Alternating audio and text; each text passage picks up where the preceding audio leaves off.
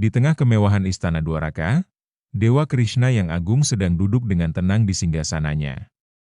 Tiba-tiba, seorang pria kurus dan berpakaian lusuh datang dari kejauhan. Ia membawa sebuah bungkusan kecil berisi nasi usang. Siapakah dia?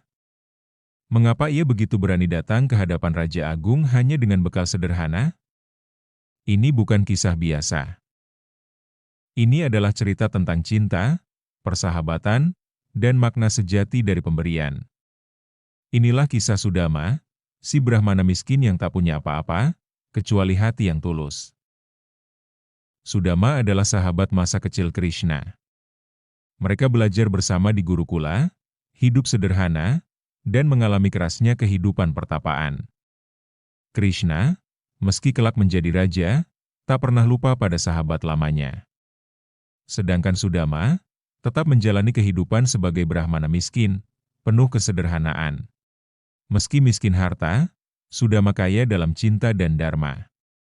Ia tidak pernah mengeluh, bahkan saat anak-anaknya menangis kelaparan.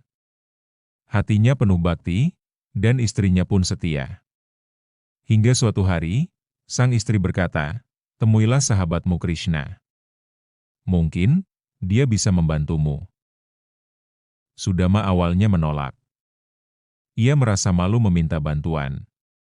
Baginya, persahabatan bukanlah tentang untung rugi. Tapi sang istri terus membujuk. Bukan soal meminta, tapi bersilaturahmi. "Siapa tahu Krishna senang melihatmu kembali," katanya. Akhirnya, Sudama setuju. Tapi ia tak punya apa-apa untuk dibawa. Setelah mencari-cari, ia hanya menemukan sedikit nasi kering di rumah. Istrinya membungkusnya dengan kain usang, dan memberikannya dengan penuh harapan. Dengan hati penuh rasa syukur, Sudama pun memulai perjalanan panjang menuju Dwaraka. Perjalanan Sudama bukanlah hal mudah. Ia berjalan jauh, tanpa alas kaki, di bawah terik matahari. Tapi langkahnya mantap, bukan karena mengharap emas atau istana, tapi karena ingin bertemu sahabat sejatinya. Ia membayangkan tawa Krishna, senyumnya yang hangat, dan kenangan mereka di masa lalu. Ia bertanya-tanya, apakah Krishna masih mengenalku? Namun ia terus berjalan. Bukan harapan materi yang mendorongnya, tapi cinta dan kerinduan seorang sahabat. Saat Sudama tiba di Dwaraka, ia hampir tidak diizinkan masuk oleh para penjaga. Pakaian compang-camping dan tubuh kurusnya membuat mereka ragu. Tapi saat ia menyebutkan namanya, dan berkata ia adalah sahabat lama Krishna, para penjaga segera melapor. Yang mengejutkan, Krishna sendiri berlari keluar menyambutnya. Tanpa ragu, Krishna memeluk Sudama erat, air mata mengalir di pipinya. Ia tidak melihat penampilan, tapi mengenali jiwa. "Sudama, sahabatku," serunya. Begitulah cinta sejati tak mengenal rupa. Krishna membawa Sudama masuk ke dalam istana. Ia mencuci kaki Sudama sendiri, sebuah penghormatan luar biasa. Para istri Krishna pun heran, mengapa raja begitu menghormati orang miskin? Tapi Krishna tahu, Sudama bukan orang biasa. Ia adalah jiwa murni. Krishna duduk di lantai bersama Sudama, menanyai kabarnya, mengenang masa lalu, dan tertawa bersama. Untuk sejenak, raja dan pengemis itu adalah dua anak kecil yang dulu duduk di bawah pohon Gurukula. Dengan malu-malu, Sudama menyerahkan bungkusan nasi kering itu. "Aku tak punya apa-apa untuk dibawa, hanya ini," katanya. Krishna menerimanya dengan senyum lebar, seolah menerima permata paling berharga. Ia mengambil sejumput nasi dan memakannya. Tiba-tiba, Dewi Rukmini menghentikannya sebelum memakan suapan kedua. Kenapa? Karena dengan satu suapan itu, seluruh karma kemiskinan Sudama telah dibakar. Jika Krishna makan lagi, seluruh dunia akan terguncang oleh berkahnya. Setelah pertemuan itu, Sudama tidak meminta apapun. Ia tidak berani membicarakan penderitaan atau kemiskinannya. Ia hanya bersyukur bisa melihat sahabatnya lagi. Keesokan harinya, ia pamit pulang. Tanpa mengeluh, tanpa membawa emas atau hadiah dari Krishna. Hatinya sudah penuh oleh cinta dan kebahagiaan. Ia bahkan berpikir, sungguh pertemuan ini adalah berkah terbesar dalam hidupku. Tanpa sadar, ia pulang dengan membawa lebih dari yang ia bayangkan. Namun, saat ia sampai di desanya, ia tercengang.